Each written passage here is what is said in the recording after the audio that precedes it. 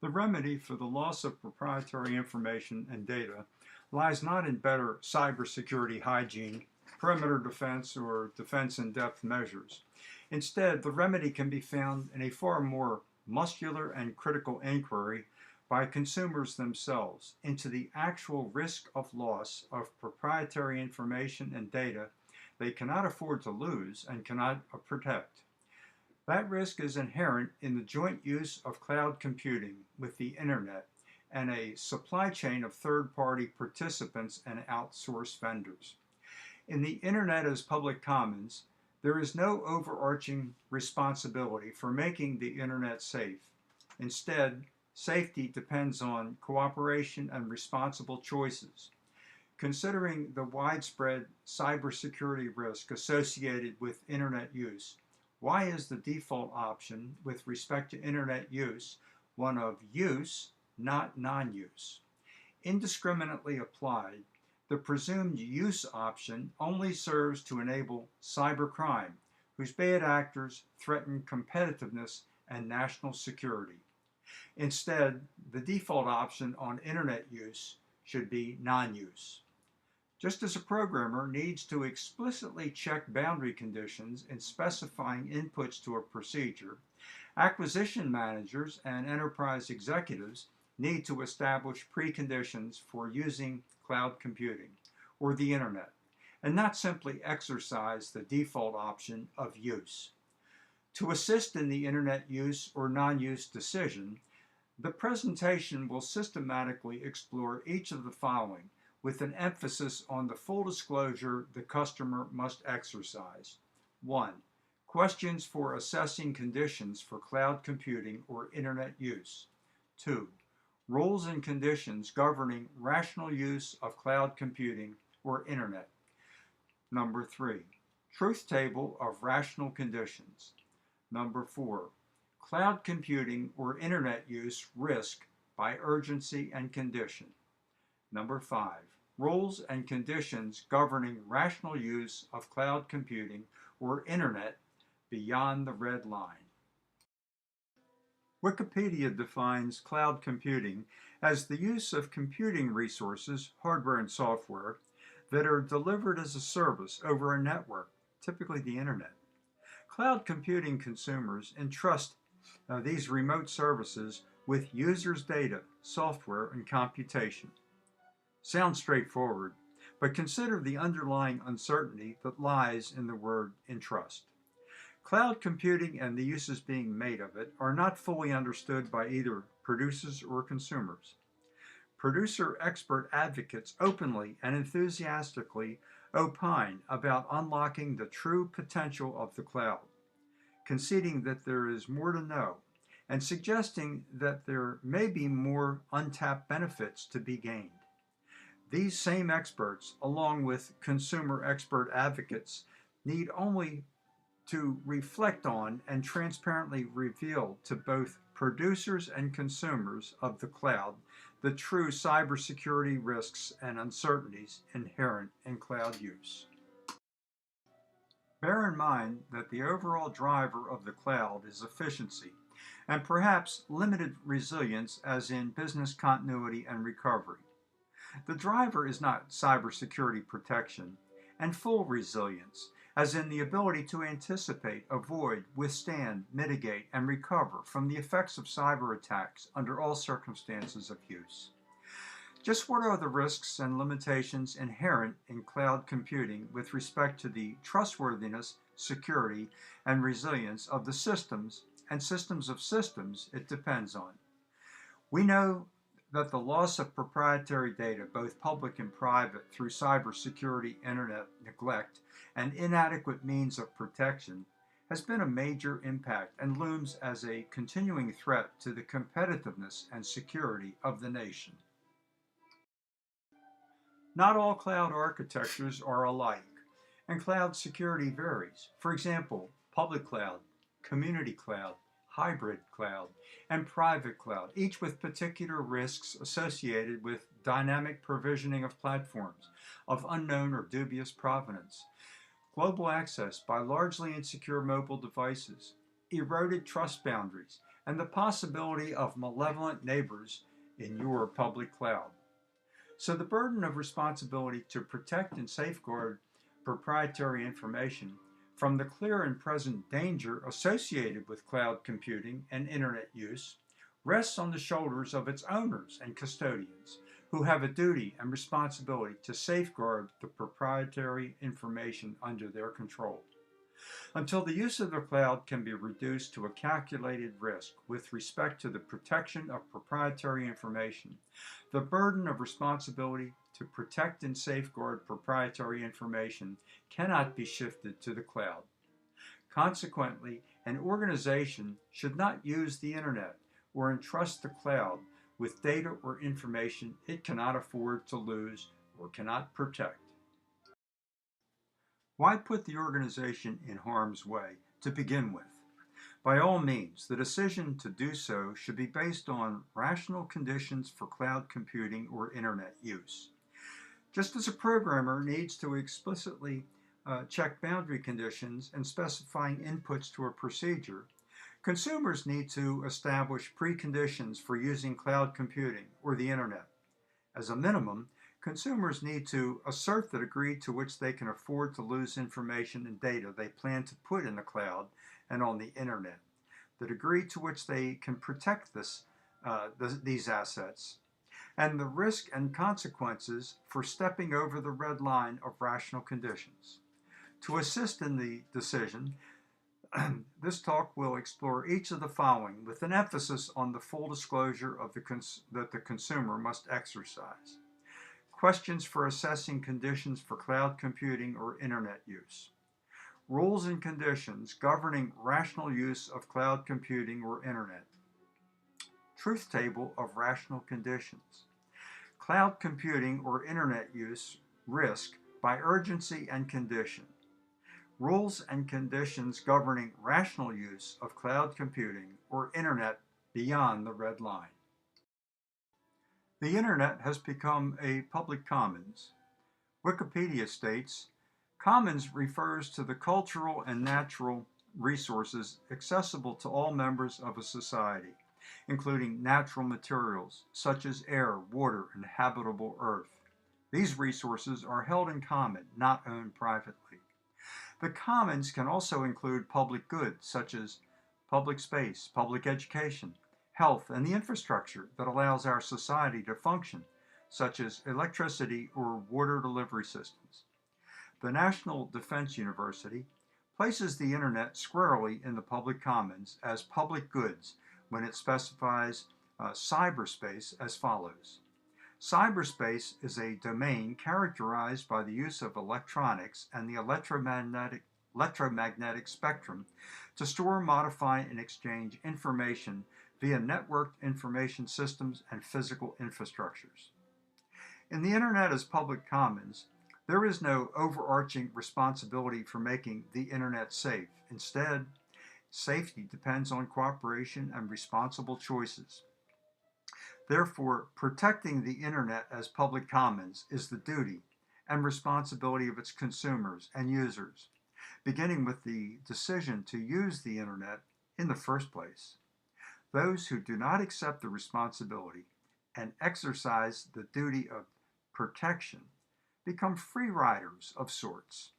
Consequently, the dilemma of whether to use the internet should not be reduced to a default option. It should be a deliberate choice, perhaps a calculated risk. Cloud computing provides economic opportunities to subscribers by renting access to applications, environments, and infrastructure assets, that is, network access, data storage, and processing.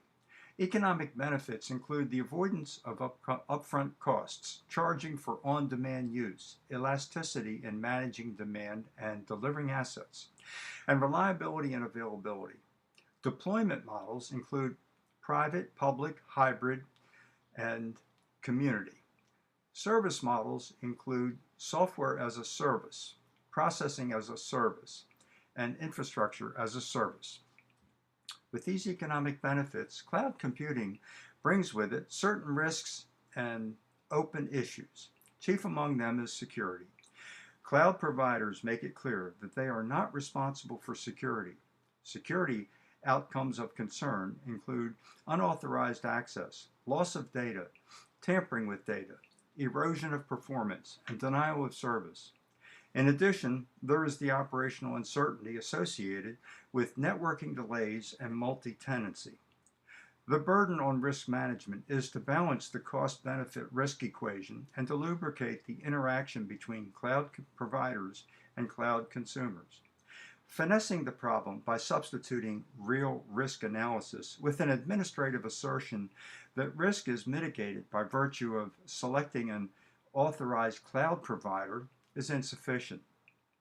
Currently, this analysis and engineering remains a work in progress to thread the needle in the trade-off between cost reduction and increased security risk. 1. Cost reduction through significant increase in scale, on demand, and dynamics, elasticity, cost optimization, is well understood. Security risk increase through increased complexity, reduced control, commingled roles and split responsibilities, and loss of accountability is not well understood. Meeting this challenge is double-barreled. It must be adequate to convince two essential actors. First, the cloud provider community must be convinced that it is prudent to accept security service level agreements, SLAs. Second, the cloud consumer community must be convinced that cloud providers can and will safeguard proprietary information. Supply chain risk management provides a useful and contemporary vantage point for dealing with the dueling challenges of competitiveness and security, and the need for anticipating, avoiding, withstanding, mitigating, and recovering from the sources of risk that await software engineering, development, and management projects. Supply chain risk management is the implementation of strategies to manage both everyday and exceptional risks along the supply chain based on continuous risk assessment, with the objective of reducing vulnerability and ensuring continuity. NIST IR 7622, entitled Piloting Supply Chain Risk Management Practices for Federal Information Systems, is intended to provide a wide array of practices that, when implemented, will help mitigate supply chain risk. These practices are based on good security practices and procedures found in NIST special publications like NIST SP 800-53, recommended security controls for federal information systems, and others. Nevertheless, despite the evolution of a body of knowledge and known good practice in both cyber security and supply chain risk management, the acquisition manager and enterprise executive need to know that the ultimate remedy for the loss of proprietary information and data lies not in better cybersecurity hygiene, perimeter defense, or defense in-depth measures. Instead, the remedy can be found in a far more muscular and critical inquiry by customers themselves into the actual risk of loss of proprietary information and data they cannot afford to lose and cannot protect. That risk is inherent in the joint use of cloud computing with the internet and a supply chain of third-party participants and outsource vendors. The Art of War, written by Sun Tzu in the 6th century BC, focuses on understanding your enemy and yourself, and contains a roadmap for both offense and defense. It is laced with strategic, tactical, computational, psychological, situation awareness, and intelligence thinking and themes. But always there is the question, what do you know about yourself and your enemy? Here we focus on self. Focusing on self, the January 2013 Department of Defense Defense Science Board Task Force report on resilient military systems and the advanced cyber threat is a critical self-assessment that paints a sobering picture of a dysfunctional cyber culture. It acknowledges a cyber threat that is serious and insidious, current DoD actions that are fragmented, U.S. networks that are built on inherently insecure architectures, present capabilities and technologies that are unable to defend with confidence those cyber attacks labeled most sophisticated, and then expectation that it will take years to build an effective response. In such an environment, how can an organization safeguard its proprietary information? In safeguarding proprietary information and data, the consumer must first focus on what the organization knows about itself, that is, the trustworthiness, security, and resilience of the systems and systems of systems it depends on. Simply put, the goal of cybersecurity is to assure the trustworthiness, security, and resiliency of software components, systems, and systems of all kinds, including those used in national defense and the nation's critical infrastructure. Assuring trustworthiness focuses on building security in by constructing software components, systems, and systems of systems to an engineered standard of excellence based on completeness, correctness, and rules of construction. Assuring security focuses on protection from vulnerabilities and threats through security in depth. Protective measures include encryption, identity management, access control, authorization management, accountability management, incident management, configuration management, and security assurance operations. Assuring resiliency under stress focuses on anticipating, avoiding, withstanding, mitigating, and recovering from the effects of adversity, whether natural or man-made, under all circumstances of use. Features of resiliency engineering include coordinated recovery time objectives, digital situation awareness, distributed supervisory control, selective availability, operation sensing and monitoring, information and data recovery, and interoperability of data and information exchange. Essential to safeguarding proprietary information, confidentiality, integrity, and availability are defined in Federal Information Processing Standard FIPS 199 as security objectives for information and information systems. Confidentiality, preserving authorized restrictions on information access and disclosure, including means for protecting personal privacy and proprietary information. A loss of confidentiality is the unauthorized disclosure of information. Integrity, guarding against improper information modification or destruction, and includes ensuring information non-repudiation and authenticity. A loss of integrity is the unauthorized modification or destruction of information. Availability, ensuring timely and reliable access to and use of information. A loss of availability is the disruption of access to or use of information or an information system.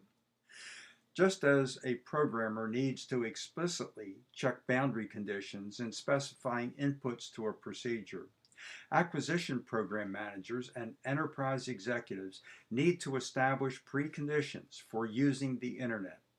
As a minimum, acquisition program managers and enterprise executives need to assert the degree to which they can afford to lose information and data they plan to put on the Internet, the degree to which they can protect these assets on the Internet, and the risk and consequences for stepping over the red line of rational conditions. It is common sense to limit Internet use to only what can be protected or what an organization can afford to lose. A lifeguard at the beach is responsible to protect bathers. The attention of an experienced lifeguard is directed at who's in the water and what's in the water. As for who's in the water, the lifeguard distinguishes those who can swim from those who cannot. Non-swimmers are not told they cannot go in the water. They may venture into the water, but should not go in over their heads. It is their responsibility to take this precaution, and the responsibility of the sharp-eyed, experienced lifeguard with superior knowledge and authority to act, to see that it doesn't happen. As for what's in the water, neither swimmers nor non-swimmers can be prepared for sharks. Only the lifeguard possesses the knowledge and visibility to spot this danger, whether in shallow water or deep. So swimming at an ocean beach is like using the internet. To be perfectly safe, it may be best not to use the internet. Taking the first step in internet use will be risking more than a novice user can protect. Getting in over one's head occurs before one knows it, and then there are the sharks. If you are looking for the protection of a lifeguard at the water's edge of internet use, then do not settle for those cybersecurity vendors who are simply willing to shovel sand against the tide in offering trustworthiness, security, and resilience.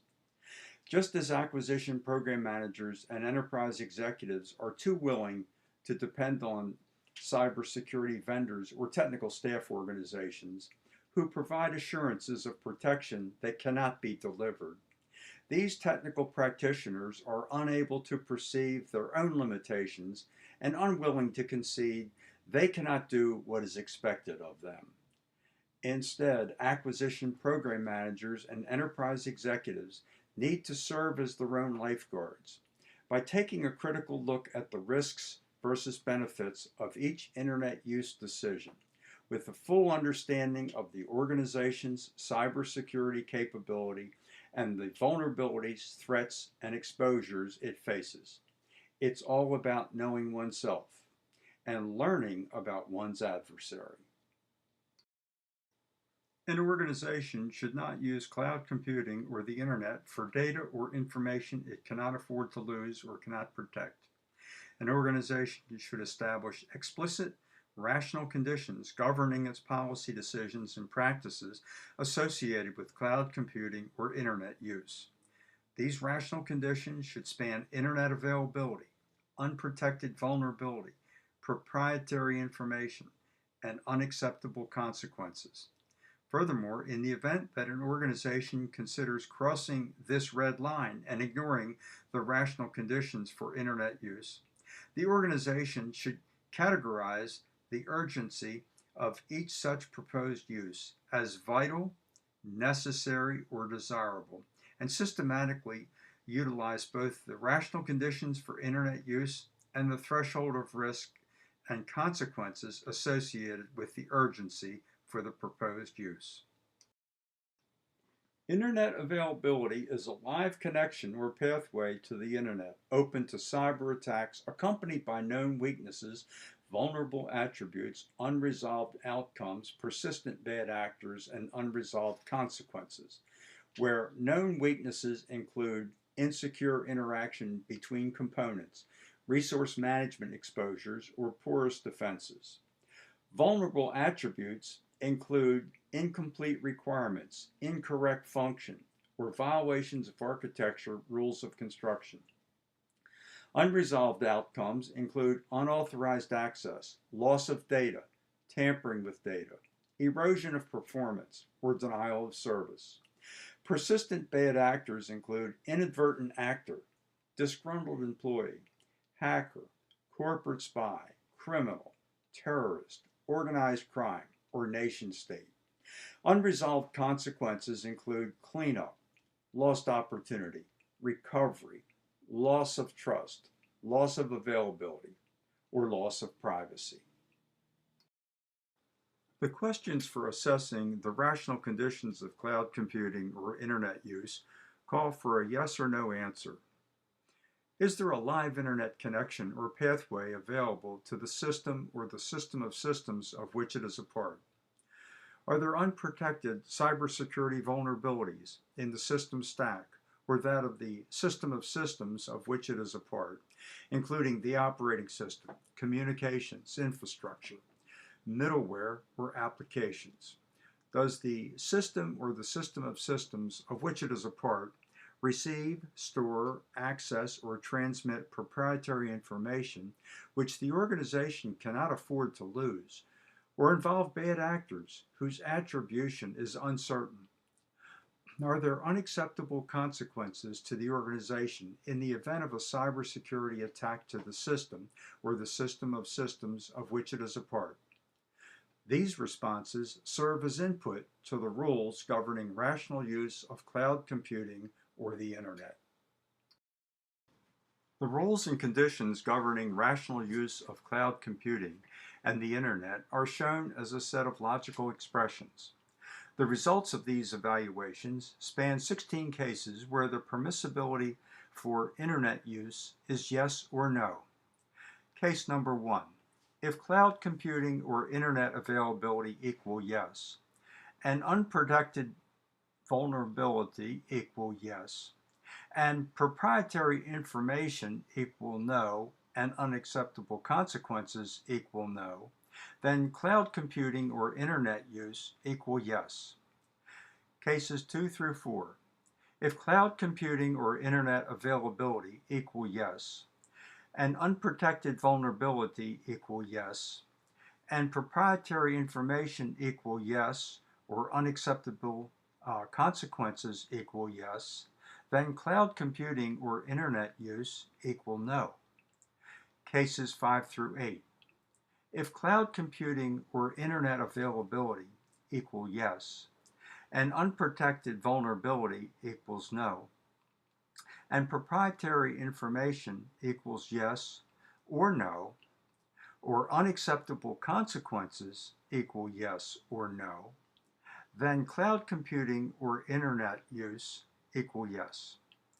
If cloud computing or Internet availability equal no, and unprotected vulnerability equal yes or no, and proprietary information equals yes or no, and unacceptable consequences equals yes or no, then cloud computing or Internet use equal no. The truth table of rational conditions presents the values for the 16 cases. Notice that 5 of the 16 cases yield a yes for Internet use, and 11 yield a no. Evaluating Internet use risk is based on matching the urgency and rational condition, where the categories of urgency are vital, necessary, and desirable. It involves accepting the consequences for stepping over the line. Vital priority calls for high risk to achieve high gain. Necessary priority calls for medium risk to achieve moderate gain. Desirable priority calls for low risk to achieve low gain. Essential to assessing the risk and safeguarding proprietary information, impact levels are defined in Federal Information Processing Standard FIPS 199 as low, medium, and high. Low, result in modern damage to organizational assets, minor financial loss, or minor harm to individuals. Medium, result in significant damage to organizational assets, significant financial loss, or significant harm to individuals, but not loss of life or serious life-threatening injuries. High, result in major damage to organizational assets, major financial loss, or severe or catastrophic harm to individuals involving loss of life or serious life-threatening injuries. Where cloud computing or Internet use is driven by urgency, whether vital, necessary, or desirable, an organization may elect to set aside the rational conditions for Internet use. Such is the case in cases 2 through 4, where the rational conditions for Internet use indicate a no, but the organization urgency calls for a yes. An example that might frame the calculation for crossing the red line and prompt the acceptance of risk might be where the value of the proprietary information is perishable and the Internet use dwell time is limited. This selective availability would be a calculated risk. What lies beyond the red line of rational conditions when no is forced to yes? High risk is a function of unresolved outcomes in proprietary information, uncertain attribution of bad actors, and unacceptable consequences. Medium risk is a function of unresolved outcomes in proprietary information and uncertain attribution of bad actors. Low risk is a function of unacceptable consequences. Where proprietary information may be subject to unresolved outcomes, including unauthorized access, loss of data, tampering with data, erosion of performance, or denial of service. Persistent bad actors include inadvertent actor, disgruntled employee, hacker, corporate spy, criminal, terrorist, organized crime, or nation state. Unacceptable consequences may include cleanup, lost opportunity, recovery, loss of trust, loss of availability, or loss of privacy. Consumers have a duty and responsibility to safeguard the proprietary information under their control from the clear and present danger associated with cloud computing or internet use. Accordingly, an organization should not use cloud computing or the internet for data or information it cannot afford to lose or cannot protect. If it decides to do so in the presence of the known risks, it must be prepared to accept the consequences for stepping over the red line. Cloud computing or internet availability is a live connection or pathway to the internet, open to cyber attacks, accompanied by known weaknesses, vulnerable attributes, unresolved outcomes, persistent bad actors, and unresolved consequences. The organization that explicitly assesses the rational conditions for cloud computing or internet use follows the rules and conditions governing rational use of the internet by staying within the lines of the truth table of rational conditions. Decides to accept the risk of cloud computing or internet use due to urgency, whether vital, necessary, or desirable, and rationally accepts the consequences governing the use of cloud computing or the internet beyond the red line, is an acceptable and an accountable organization to be admired. Nevertheless, the consequences for crossing the red line are real. Proprietary information may be subject to unresolved outcomes, including unauthorized access, loss of data, tampering with data, erosion of performance, or denial of service. Unacceptable consequences may include cleanup, lost opportunity, recovery, loss of trust, loss of availability, or loss of privacy. The non-swimmers who get into deep water over their head are apt to suffer unresolved outcomes to proprietary information and unacceptable consequences, only to blame the lifeguard, forgetting that in fact they are the lifeguard. The consumer who serves as one's own lifeguard and explores these rational conditions will be prepared to make better decisions governing cloud computing or internet use, and to explain these decisions to oneself and to justify them to others. In the internet as public commons, there is no overarching responsibility for making the internet safe. Instead, safety depends on cooperation and responsible choices by commoners. Considering the evolving state of software security assurance practice and widespread cybersecurity risk associated with internet use, it is time to reverse the default option of internet use to one of non-use, and to end the indiscriminate use of cloud computing or the internet for information the organization cannot afford to lose and doesn't know how to protect. It is time to ask consumers to exercise due diligence by conducting a far more muscular and critical inquiry into the actual risk of loss of proprietary information and data they cannot afford to lose and cannot protect, and to supply evidence of safeguarding proprietary information based on rational conditions for cloud computing or internet use and various degrees of urgency. Safeguarding proprietary information through selective availability of cloud computing or the internet is step one in changing the culture regarding cyber use, cybersecurity, and cyber risk management. Here's my contact information. I would be happy to receive questions and have discussions with people on this important subject.